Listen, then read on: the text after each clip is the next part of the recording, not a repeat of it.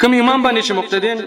ارزینی آیا دغه امام په شموز کیږي او کنه کیږي دا خبره یاد کړئ چې امام باندې د مقتدینو ناراضي کېدل دوه قسم دي یو مقتدین په راضي نه دي په دې وجه باندې په راضي نه دي چې امام کې شرعي نقصانات دي دا فاسق دی نسواری دی سیګریټي دی چرسی دی او دا حرام خور دی دا خلق ور باندې راضي نه دي او دا خلق امامت کوي د امامت او بندګي د الله په دربار کې نه قبليږي وجه دا ده د کې شرعي نقصانات دي په کاردار چې دا د ځان نه وباسي او د خلکو څو کی امامت وکي دیم په دسه طریقه باندې د خلکو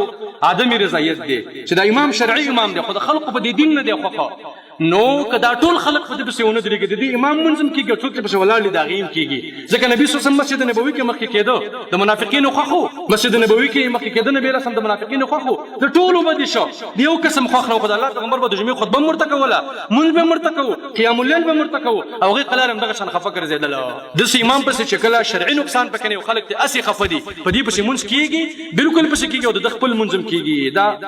مسله کې دغه دوه جهتونه دي او دوه خبرې دي